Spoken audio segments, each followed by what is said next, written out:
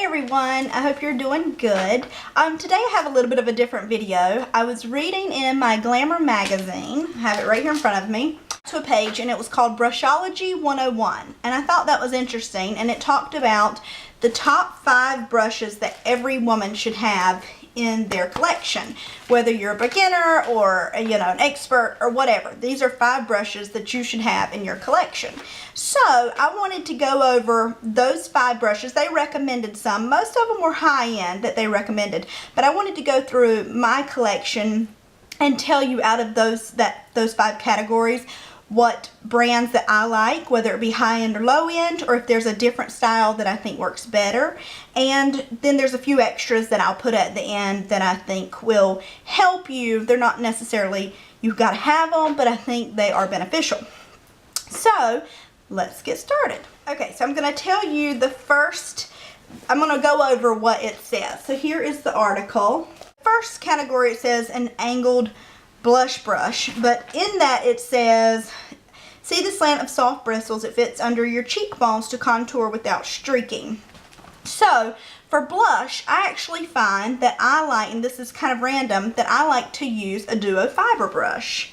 And this is usually for foundation, but I have seen on here, I think Makeup by Tiffany D, she had used this for a while. This one's by Sigma. It's an F50, and I really like it. I've used it for foundation, but I prefer it for blush. And if your blush is a real heavy color, it just gives you a light application of it, and you can build it up, but I just really like the way it does. So I just really kind of blot it on the apples of my cheeks. Now, I do have an angled brush, and here's the angled brush. This is from e.l.f. Now, this is their bronzing. I've never really used an angled for blush, but this one I initially bought it for contouring, so that's what I use the angled brush for. This one is okay. If you're a beginner, and you want to experiment, it's $1. It's not a bad brush, but the bristles are just very, very flimsy.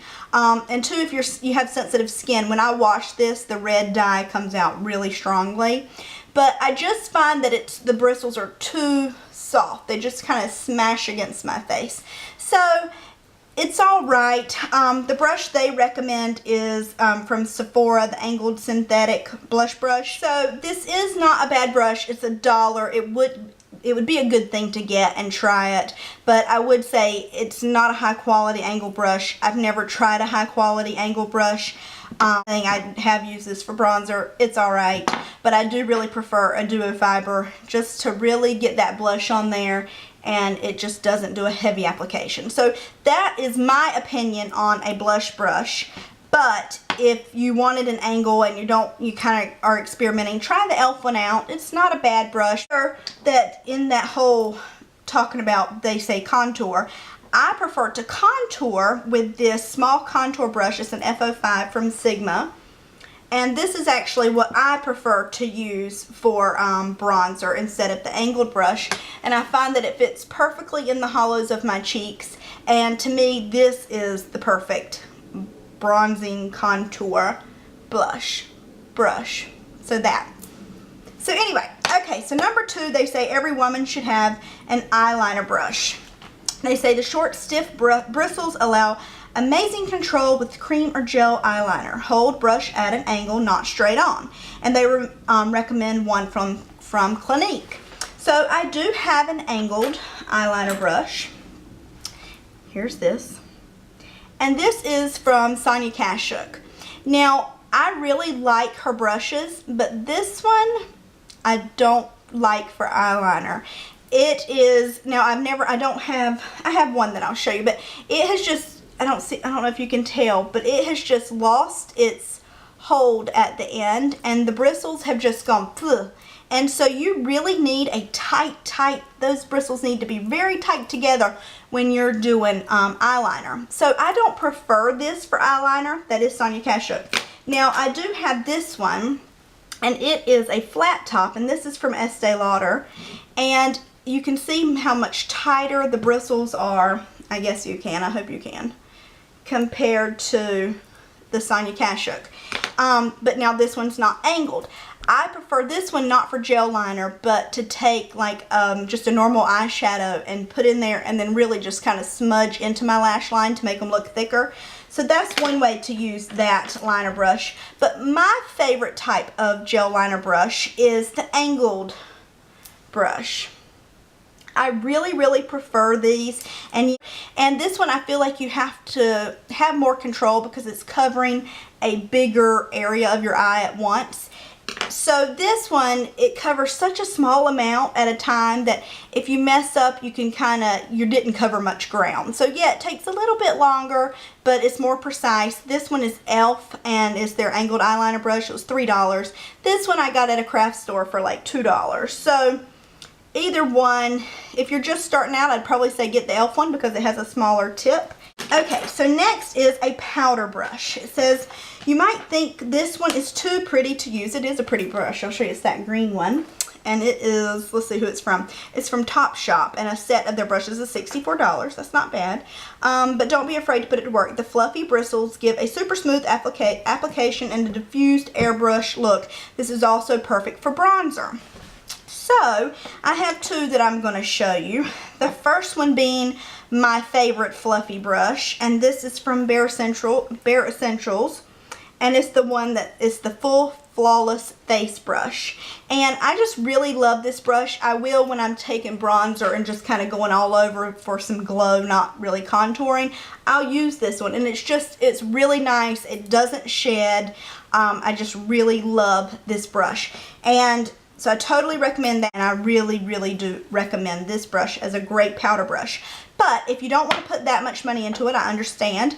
And I have here the Sonia Kashuk brush, and you can get this at Target. And it's a really nice fluffy brush too. Sometimes, up until recently, I've actually used this one more, but I've had this one a while, and I'm finding that the bristles are starting to fall out. I'm seeing them a little more shedding on my face. But that's just since recently, and I've had this a while. I think this brush is under $10, so you really can't beat it, and especially if you're a beginner and you're wanting to, make a brush set. This is, Sonia Kashuk put some great brushes out, except for, I don't really like that one.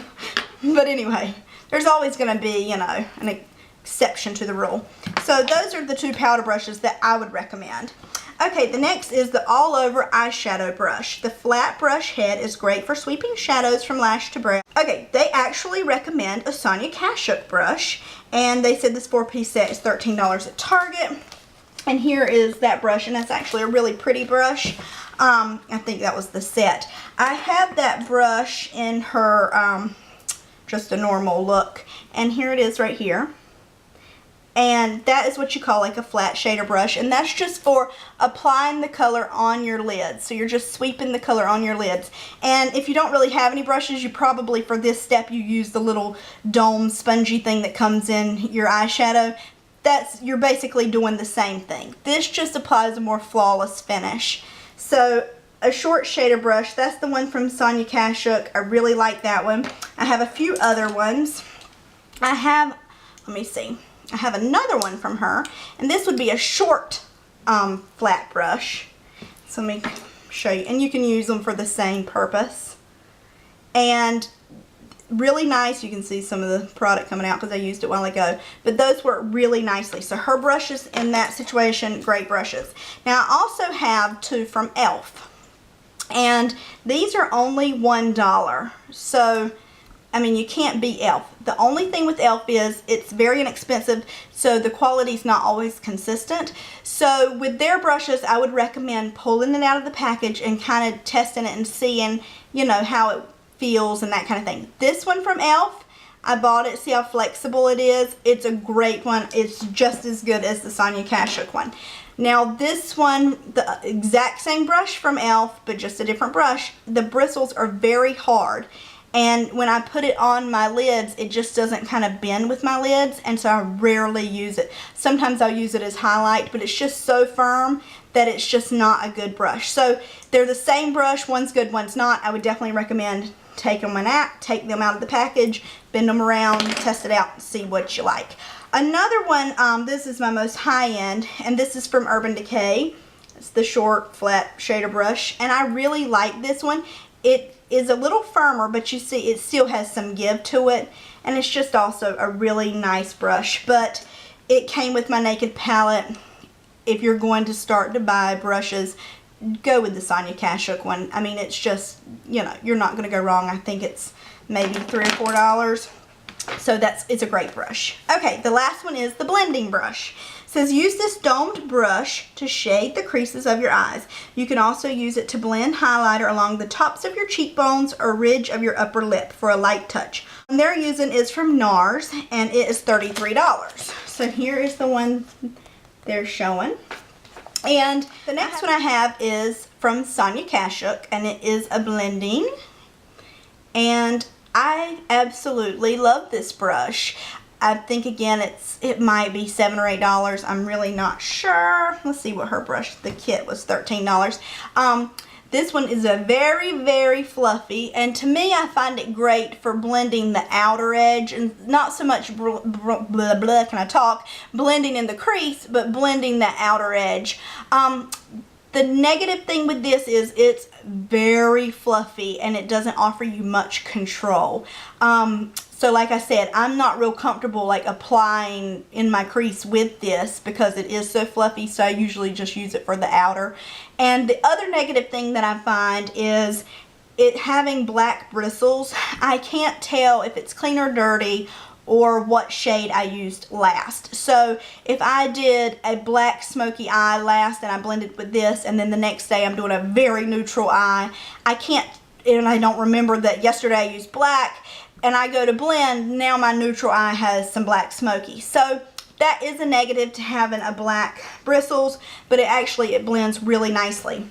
Now my favorite blending brush is from Sigma. I've talked about these before. It's the Blending E25, and that is the bristles, and they're white. So that, I love that. So here's the one I just used on my eye look today. I can tell what I like, the white bristles, and they are a natural bristle. And this one's not, which is probably, it looks, okay, it actually looks fluffier than the black one, but it's actually not. It's a little firmer, whereas this one is very bendy and this one's much firmer. I have more control, so if I'm applying like right here, I will use this brush all the time, whereas if I'm doing this, it's so fluffy, I don't like to apply it in the crease. The Sigma one, the E25, is my all-time favorite blending brush. Okay, so that is the 5 brushes. Now a few extra things that I like to have. This is a pencil brush from Sigma, and it's an E30, and here's what it looks like. This is not a brush you must have, but I really love this brush. This brush is great for going in with just a little bit of color if you're wanting to make it really precise, and you can even take it under that lower lash line and you have so much control. You don't blend it out with this. You would apply it, like if I wanted a little bit of black, I would apply it right there, and then I'd take, you know, my blending brush and go in and blend it out. But I just find so much control with this. I think Sonia Kashuk has one of these. I'm not sure. This one is Sigma, but I would recommend adding a pencil brush to your collection. Okay, next, a brush that I'm actually very surprised they didn't mention, and this is a kabuki brush. I absolutely think everybody needs a kabuki brush. A kabuki brush is just a very short, you know, just kind of dense bristles, and it's used to just kind of blend everything out. So if I find at the end that it's just too harsh right there, I just go in and blend that out, and a kabuki brush, you just can't beat it. Nothing matches what just a kabuki brush does. Anyway, that is my point on brushes that you should start off with.